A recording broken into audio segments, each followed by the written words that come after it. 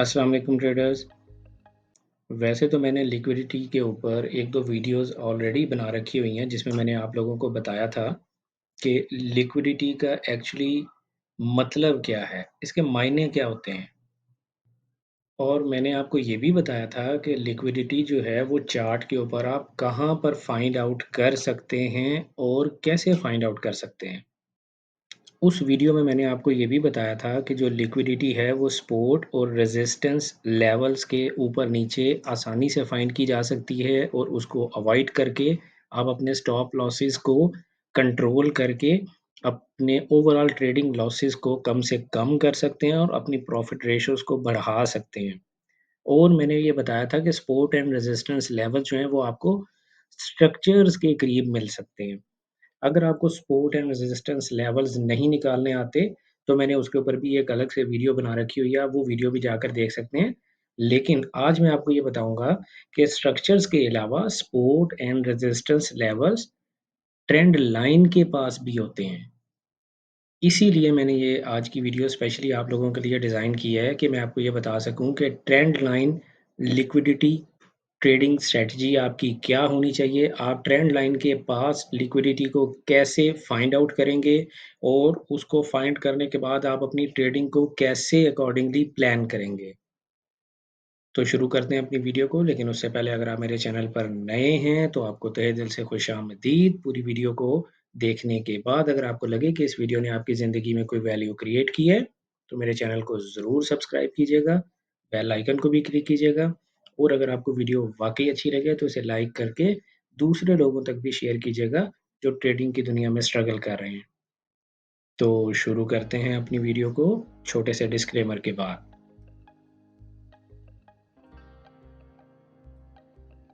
Welcome back traders. अस्सलाम वालेकुम। मैं हूं आपका दोस्त, आपका भाई, आपका कोच रियाज़ हुसैन। आज की इस वीडियो में हम डिस्कस करेंगे कि trend line liquidity trading strategy क्या होती है और ट्रेंड लाइन लिक्विडिटी को हम चार्ट पे कैसे आइडेंटिफाई करके अपने ट्रेड्स को कैसे अकॉर्डिंगली प्लान करें कि हम अपने लॉसेस को कम करके अपने प्रॉफिट रेशियोज़ को आसानी के साथ बढ़ा सकें। तो इसके लिए मुझे सबसे पहले आप लोगों को थोड़ी-सी बातें बतानी पड़ेंगी। मैं एक दफ़ा आप लोगों के लिए लिक्विडिटी को फिर थोड़ा-सा समझा दूँ। मैंने आपको बताया था कि लिक्विडिटी जो है वो सपोर्ट और रेजिस्टेंस लेवल्स के ऊपर-नीचे होती है और हम उसको लिक्विडिटी का आसान सा मतलब क्या है? आप लोगों के स्टॉप लॉसेस। तो आप ये देखें कि ये आप यूँ समझें कि एक रेंज बाउंड मार्केट चल रही है, ठीक है? इस रेंज बाउंड मार्केट में ये आपका जो लेवल है, ये रेजिस्टेंस लेवल आपका कहलाता है, ठीक है? और इसी तरह से ये जो आपका लेवल है, ये आपका सपोर्ट लेवल कहलाता है। नॉर्मली रिटेल ट्रेडर्स मेरे और आप जैसे रिटेल ट्रेडर्स ये हम लोग जनरली क्या करते हैं कि जब भी प्राइस इस लेवल के करीब आने की कोशिश करती है, हम लोग अपनी सेल एंट्रीज़ को प्लान करते हैं। ऐसा ही होता है ना? और बिल्कुल इसी तरह से जब प्राइस इधर नीचे सपोर्ट लेवल के करीब आने की कोशिश करती है, तो हम लोग अपनी बाय एंट्रीज़ को प्लान करते हैं। यानी अगर हमने यहाँ पर अपनी बाय एंट्रीज़ प्लान की होंगी, तो हमारे स्टॉप लॉसेस जो हैं, वो इसके नीचे कहीं होंगे, इस सपोर्ट एरिया के नीचे कहीं होंगे, ऐसे ही है? अगर हमने इस रेजिस्टेंस लेवल पे अपनी शॉर्ट एंट्रीज़ को प्लान किया होगा, तो हमारे स्टॉप लॉसेस जो हैं, वो इस रेजिस्टेंस लेवल से थोड़ा-सा ऊपर कहीं पे होंगे, ठीक है? तो दोस्तों ये जो स्टॉप लॉसेस होते हैं या ये जो सपोर्ट और रेजिस्टेंस लेवल्स होते हैं, ये रिटेल ट्रेडर्स के होते हैं। ये स्मार्ट मनी के सपोर्ट और रेजिस्टेंस लेवल्स नहीं होते हैं। स्मार्ट मनी को एक्चुअली क्या चाहिए होता है? स्मार्ट मनी को ये चाहिए होता है कि जब उसने कभी सेल करना हो, तो मार्केट में बेशुमार बायर्स मौजूद होने चाहिए। ताकि उसकी एंट्रीज़ या उसकी जो होल्डिंग्स हैं, वो आसानी से निकल सकें ना। इसी तरह जब उसने कभी अ, बाय करना हो, तो मार्केट में बेशुमार सेलर मौजूद होना चाहिए।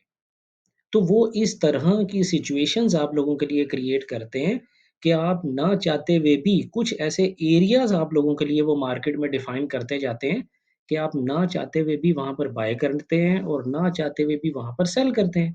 बिल्कुल ये जैसे सपोर्ट और रेजिस्टेंस लेवल्स होते हैं, आप इधर बाय और सेल करते हैं ना, ये लेवल्स आपके लिए स्मार्ट मनी ही बनाती है। ताकि उसे उसे खुद को देखते ही नज़र आ जाए कि यार ये ऐसा एरिया जहाँ पे मार्केट में बेशुमार बायर पड़ा होगा, मैं यहाँ पे अपनी एंट्रीज़ को निकाल दूँगा। ये इंस्टीट्यूशंस ऐसा सोचते हैं और ये ऐसा एरिया जहाँ पे मार्केट में बेशुमार सेलर होगा, मैं यहाँ पे बाय कर लूँगा। ठीक है? अच्छा ये तो था नॉर्मल लिक्विडिटी का एरिया। अब आप ये देखें, ये तो रेंज बाउंड कंडीशन थी ना? अगर आप ये देखें कि अगर आपकी प्राइस जो है वो हायर हाइज़ और हायर लोज़ बना रही है, उस सूरत-ए-हाल में क्या होता है? उस सूरत-ए-हाल में आपके पास एक ट्रेंड लाइन टाइप की कंडीशन होती है ना? हम इसको थोड़ा-सा ठीक कर लेते हैं, कोई बात नहीं। एक ट्रेंड लाइन टाइप की आपके पास कंडीशन होती है। तो ये अगर आप गौर से देखें, ये जो ट्रेंड लाइन है, ये आपके सपोर्ट है, ये आपकी सपोर्ट है। जब प्राइस इस सपोर्ट के पास आती है, तो देखिए बाय हो जाती है ना? इधर भी बाय हो गई, इधर भी बाय हो गई प्राइस। जब इस सपोर्ट के पास आई, बाय हो गई। जब इस सपोर्ट के पास आई, बाय हो गई। अब इस सपोर्ट के पास आई, तो बाय हो गई। तो लिहाज़ा जो ट्रेंड लाइन होती है, वो भी एज़ ए सपोर्ट क या रेज़िस्टेंस काम करती है। अप ट्रेंड की सूरत में ये अप ट्रेंड है, इसकी सूरत में जो ट्रेंड लाइन है, वो हमारी एज़ ए सपोर्ट काम करती है और जो डाउन ट्रेंड है, उसकी सूरत में जो ट्रेंड लाइन है, वो हमारी एज़ ए रेज़िस्टेंस काम करती है। तो इस ट्रेंड लाइन जैसे मैंने अभी आपको थोड़ी देर पहले बताया, नॉर्मल एग्ज़ाम्पल में कि आपके जो सपोर्ट और रेजिस्टेंस होती है, उससे ऊपर या नीचे लिक्विडिटी होती है और लिक्विडिटी का आसान-सा मैंने तर्जुमा आपके सामने क्या किया है कि लिक्विडिटी आप लोगों के स्टॉप लॉसेस होते हैं बेसिकली। अगर मैं यहाँ पर बाय करूँगा, तो मैंने यहीं पर कहीं पे अपना छोटा-सा स्टॉप लॉस रखना है। लेकिन आपको थोड़ा-सा प्रॉफ़िट देने के बाद आखिरकार क्या होता है कि ये जो होती है स्मार्ट मनी, ये यहाँ पर आएगी और आने के बाद आपकी ट्रेंड लाइन को ब्रेक करके नीचे आएगी, आप लोगों के स्टॉप लॉसेस लेगी। ना सिर्फ स्टॉप लॉसेस लिए, जनरली हम में से कुछ ज़्यादा समझदार ट्रेडर्स होते हैं, वो क्या करते हैं कि अगर मेरा स्टॉप लॉस हिट हो जाए, तो इसका मतलब ये हुआ कि शायद मार्केट अब रिवर्स जाने लगी है। ऐसे ही है? तो वो फौरी तौर पे उन्होंने यहाँ पे कहीं सेल स्टॉप्स लगाए होते हैं। तो सेल स्टॉप भी हिट हुआ, आपका एक तो स्टॉप लॉस भी उसने हिट किया इस ट्रेंड लाइन को ब्रेक करके स्मार्ट मनी ने। आपका सेल स्टॉप भी हिट किया और सेल स्टॉप भी यानी आपकी ये लिक्विडिटी भी ली, आपकी ये लिक्विडिटी भी ली और उसके बाद वापस उसी डायरेक्शन में चली गई, जिस डायरेक्शन में आप उसको लेकर जाना चाह रहे थे। तो दोस्तों देखें ये बड़ी इम्पोर्टेंट चीज़ है कि आप अगर मार्केट ने आपकी ट्रेंड लाइन ब्रेक कर दी है, तो आपने कब तक सेल स्टॉप्स नहीं लगाने अप ट्रेंड की सूरत में। अप ट्रेंड की सूरत में आपको कब ये कंसीडर करना चाहिए कि प्राइस ने मेरी ट्रेंड लाइन ब्रेक कर दी है और अब ये डाउनवर्ड डायरेक्शन में ही जाएगी। ये कन्फर्मेशन आपको कब होगी? ये मैं अभी आपको थोड़ी देर बाद बताता हूँ। और इसी तरह से अगर डाउनवर्ड इसको आप फ्लिप डाउन साइड कर लें तो ये same is the true for down trend. कि जब आपको ये कैसे कन्फर्म होगा कि प्राइस ने ट्रेंड लाइन को ब्रेक कर दिया है और अब वो डायरेक्शन ही चेंज होने वाली है या नहीं होने वाली, इसकी कन्फर्मेशन कैसे होगी? तो अभी हम ये देखें, मैं डायरेक्ट आपको लेकर जाता हूँ चार्ट के ऊपर। मैं इस वक़्त मौजूद हूँ, ये मैंने पता नहीं क्या कर दिया। अच्छा, मैं इस वक़्त मौजूद हूँ दोस्तों बीटीसी यूएसडीटी के चार्ट पर। आप ये देखें कि यहाँ पर ये मेरा 4 एज टाइम फ्रेम है और ये देखें ये मैंने ट्रेंड लाइन लगाई यहाँ पर। अ, ठीक है? ये एक ट्रेंड लाइन मैंने लगा दी। आप देखें जब प्राइस इस ट्रेंड लाइन के पास आ रही थी, बाय हो रही थी। फिर इधर पास आई, फिर बाय हो गई, फिर इधर पास आई, बाय हो गई। लेकिन जब स्मार्ट मनी ने आपको इस खेल का हिस्सा बना लिया, तो आखिरकार उसने क्या किया? इस जगह पे देखें क्या किया? इस जगह पे स्मार्ट मनी ने जब क्योंकि आप लोग तो पीछे से यूज़्ड टू हो गए थे ना यार। आप यूज़्ड टू हो गए कि यार ये तो ट्रेंड लाइन बड़ा काम कर रही है, ज़बरदस्त काम कर रही है। आप लोगों ने इस जगह पे जब प्राइस आई, ये छोटी-सी कैंडल बनी, मैं ज़रा ये देखें ये जो छोटी-सी आपकी रेड कैंडल बनी ना ये, इसने आपको और कन्फ्यूज़ कर दिया, ओह यार! ये तो ज़बरदस्त मज़ीद मार्केट अब नीचे नहीं जाना चाहती, यहाँ से अब प्राइस जो है वो बाय ही होगी, तो आपने बाय लगा ली यहाँ पर, ठीक है? जब आपने इस कैंडल को देखते हुए आपने बाय लगाई, तो प्राइस ने क्या किया? प्राइस ने मैनिपुलेट किया, स्मार्ट मनी ने मैनिपुलेट किया, आप लोगों के स्टॉप लॉसेस जो यहाँ कहीं लगे हुए थे और आप लोगों के सेल स्टॉप्स जो यहाँ कहीं लगे हुए थे, ठीक है? इन सेल स्टॉप्स को उसने ट्रिगर किया, एक आपके ये स्टॉप लॉसेस खा लिए और इन सेल स्टॉप्स को ट्रिगर करने के बाद आप लोगों के सेल स्टॉप्स जो लगे हुए थे, इनके भी स्टॉप लॉसेस यहाँ कहीं लगाए होंगे आप लोगों ने, आपका वो भी स्टॉप लॉस उसने खाया। खाने के बाद किया क्या? किया वही कि आप भी इसको सेल डायरेक्शन में ही लेके जाना चाह रहे थे। ले गई वो सेल डायरेक्शन में ही, लेकिन अपनी मर्ज़ी से लेकर गई। उसने आपके पैसे खाए, अपना प्रॉफ़िट बनाया, आपको प्रॉफ़िट नहीं दिया और यही स्मार्ट मनी का काम है। अब देखें, आप इस सिचुएशन को तो अवॉइड नहीं कर सकते। यू नेवर नो, आप ये जान ही नहीं सकते कि क्या इस दफ़ा मार्केट मैनिपुलेट करेगी या नहीं करेगी। ये आप जान नहीं सकते, किसी भी तरह नहीं पहचान सकते। हाँ, 1-2 छोटी-छोटी सी इंडिकेशंस मैं आप लोगों को बताता चलूँ। देखिए, कैंडल साइज़ेज़ आप देख रहे हैं यहाँ पर, कितने छोटे-छोटे से हैं। यहाँ जब प्राइस घूम के यहाँ जब प्राइस घूम के आप देखें, ट्रेंड लाइन के पास आ रही थी, तो कैंडल साइज़ेज़ छोटे हैं। यहाँ भी जब प्राइस घूम के ट्रेंड लाइन के पास आ रही थी, तो कैंडल साइज़ेज़ छोटे हैं, ठीक है? लेकिन यहाँ क्या हो रहा है? यहाँ जब प्राइस घूम के ट्रेंड लाइन के पास आ रही, तो आप कैंडल साइज़ेज़ देख रहे हैं कितने बड़े-बड़े हैं। तो ये इंडिकेशन एक आप इसको एज़ ए इंडिकेशन यूज़ कर सकते हैं कि इस दफ़ा प्राइस मैनिपुलेट हो सकती है। ये आप इसको जाके प्रैक्टिस कीजिएगा, इसको बैक टेस्ट कीजिएगा, क्या ऐसा ही होता है? मेरी प्रैक्टिस के मुताबिक ऐसा जनरली होता है कि अगर प्राइस बड़े-बड़े कैंडल्स बना के आपकी सपोर्ट या रेजिस्टेंस की तरफ आ रही हो, तो वहाँ बहुत ज़्यादा चांसेज़ होते हैं कि प्राइस जो है वो मैनिपुलेट होगी और इस दफ़ा स्मार्ट मनी आपको जो है वो बेसिकली परेशान करने जा रही है, ठीक है? तो मैंने आपको ये कहा दोस्तों कि आप इन चीज़ों को अवॉइड तो नहीं कर सकते। कोशिश कर सकते हैं, कोशिश कैसे कि इस तरह की जब सिचुएशन नज़र आए तो आप इस दफ़ा यहाँ पर बाय ना कीजिएगा, लेकिन आप रुक नहीं सकते ना। स्ट्रैटेजी के मुताबिक हमें हर हर अटेम्प्ट हमें करनी होती है, हमें हर अटेम्प्ट पे बाय करना होता है। ये हमारी स्ट्रैटेजी का पार्ट है, हम चूज़ ही नहीं हो सकते। लेकिन अगर कोई ट्रेड हमारे सेटअप पे परफेक्टली फिटिंग होती है, तभी आपने बाय करना है। तो ज़ाहिर है आपने यहाँ पर कोई ना कोई बाय रीज़न तो ढूँढनी है ना यार। तो उसके लिए मैं आपको कहा करता हूँ, आप छोटे टाइम फ्रेम में जाएँ, जैसे ही प्राइस आपके सपोर्ट या रेजिस्टेंस लेवल के करीब आए, आपको छोटे टाइम फ्रेम में ड्रॉप करके आपको ये देखना चाहिए कि क्या यहाँ पर आपको कोई बाय रीज़न प्राइस दे रही है? जैसा कि अभी मैं 1 एज टाइम फ्रेम में जाकर देखता हूँ, क्या प्राइस ने मुझे यहाँ पर कोई बाय रीज़न दी थी? देखें, प्राइस ने यहाँ पर एक अ ऑफ द लो एक कैंडल बंद की और नेक्स्ट डॉजी कैंडल और आपको पता है कि डॉजी कैंडल जो होती है, ये खुद कुछ भी नहीं होती है। आप इसके बाद बनने वाली जो कैंडल होती है, आपने उसके ऊपर डिसाइड करना होता है कि मार्केट की डायरेक्शन क्या होने जाएगी। एनीवे ये मैं इतना डिटेल में आपको सॉरी मैं इतना डिटेल में आपको ये चीज़ें एक ही वीडियो में नहीं समझा सकता। मैं सिर्फ़ आपको ये बताना चाह रहा था कि आप ये अवॉइड तो नहीं कर सकते, तो आप क्या करेंगे? आपने यहाँ पर बाय एंट्री ली, अपना स्टॉप लॉस लें, आपका स्टॉप लॉस हिट हो गया, तो आप यार इमीडिएटली इसकी डायरेक्शन चेंज ना करें। आप वेट करें कि क्या प्राइस मैं ये सब कुछ पहले क्लियर कर दूँ यार, ये बहुत ज़्यादा गंद हो गया, ऐसे समझ नहीं आएगा। मेरा ख़्याल है यहीं पर कहीं पर थी, अगर मैं इसको पीछे से लेकर आऊँगा। आपने वेट करना है कि आपने वेट करना है कि आपका करीब-तरीन स्ट्रक्चर कौन-सा है। ये आपका सपोर्ट लेवल है ना?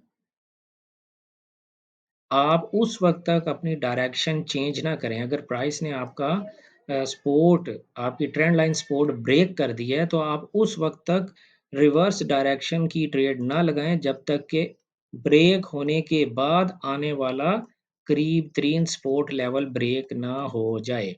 अगर ये ब्रेक हो जाता, तो आप इसके रीटेस्ट पे इस तरह से अपनी कोई ट्रेड एंट्री प्लान कर सकते थे। लेकिन आपने एक स्टॉप लॉस तो लिया, दूसरा कम से कम स्टॉप लॉस आपका बच जाएगा। आप रिवर्स डायरेक्शन में उस वक़्त तक ना बैठा करें जब तक कि नेक्स्ट आपका सपोर्ट या रेजिस्टेंस लेवल ब्रेक ना हो जाए। अब इस सूरत-ए-हाल में आपने करना क्या है? ये देखें, कुछ दिन पहले मैंने एक वीडियो अपलोड की है जिसमें मैंने बताया था सप्लाई एंड डिमांड ज़ोन। आप ये देखें, ये वाला जो एरिया है, इसने आपके इस आपके स्ट्रक्चर को ब्रेक किया ना, तो ये आपका सप्लाई एरिया भी बन गया, ये वाला। तो आप इस सप्लाई एरिया में जब भी प्राइस आएगी, तो आप यहाँ से अपनी सेल एंट्री प्लान करेंगे, ठीक है?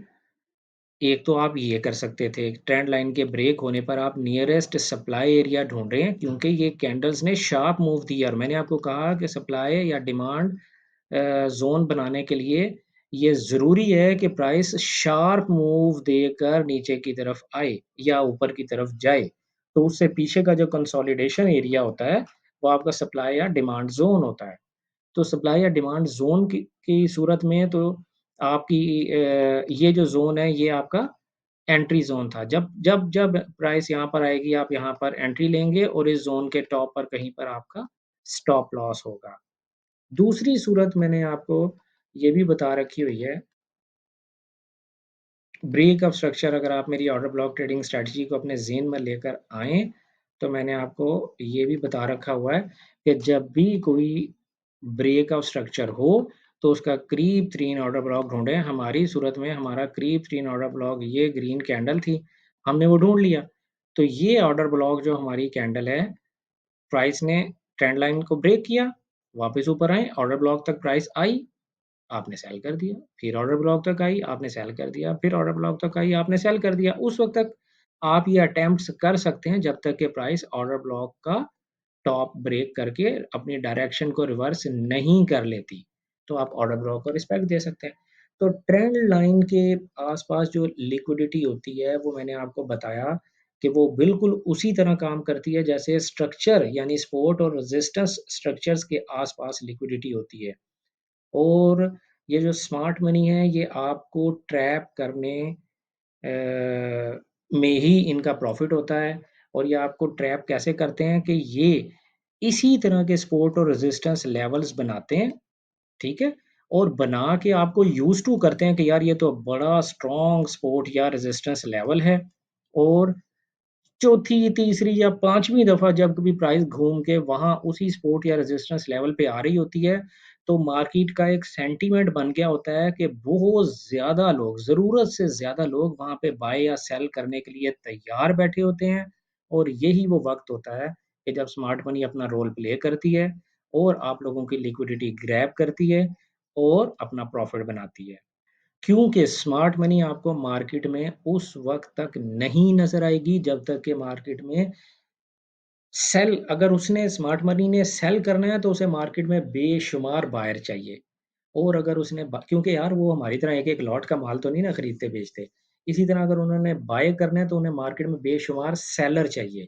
तो उन्हें मार्केट में बेशुमार सेलर या बेशुमार बायर खड़ा करने के लिए, तैयार करने के लिए इस तरह के सपोर्ट और रेजिस्टेंस लेवल्स बनाने पड़ते हैं। जो ट्रेंड लाइन की सूरत में हो या जो मैंने अभी आपको थोड़ी देर पहले बताया था, जो इस सूरत में आपके सपोर्ट या रेजिस्टेंस लेवल्स बनते हैं, ये स्मार्ट मनी ने ये लेवल्स बनाने होते हैं। ताकि उन्हें ज़्यादा से ज़्यादा बायर्स या ज़्यादा से ज़्यादा सेलर्स मिल सकें। तो ये थी हमारी आज की trend line liquidity trading strategy जिसमें हमने ये भी समझा कि ट्रेंड लाइन के आसपास लिक्विडिटी कहाँ होती है, कैसे होती है और आपने उस लिक्विडिटी का ट्रैप बनने से अपने आप को कैसे बचाना है। सो ट्रेडर्स ये थी मेरी आज की एफर्ट आप लोगों को स्मार्ट मनी कॉन्सेप्ट के हवाले से एक और एजुकेशनल वीडियो प्रोवाइड करने की। अगर आपको मेरी ये एफर्ट पसंद आई और आप समझते हैं कि आपने आज की वीडियो से कुछ ना कुछ ज़रूर सीखा है, तो मेरे चैनल को ज़रूर सब्सक्राइब कीजिएगा। मिलते हैं नई वीडियो में किसी नए कंटेंट, किसी नए कॉन्सेप्ट के साथ। तब तक आप अपना ख़्याल रखें। और अगर आपको किसी और ख़ास टॉपिक पे वीडियो देखनी है तो मुझे कमेंट ज़रूर किया करें। मेरी एफ़र्ट्स में अगर आपको लगता है कि कोई कमी है, कोई कोताही है, तो उसको इग्नोर करके मुझे सजेशन दिया करें। मेरी वीडियो को डिसलाइक ना किया करें यार, मुझे सजेशन दिया करें कि आपने ये काम ठीक नहीं किया तो इस दफ़ा ऐसे करें, ऐसे करें, ऐसे करें। तो आप मुझे रेक्टिफ़ाई करें, मुझे डिसहार्ड ना करें। तो मिलते हैं नई वीडियो में किसी नए कंटेंट, किसी नए कॉन्सेप्ट के साथ। तब तक अपना ख़्याल रखिएगा। Good luck, happy trading.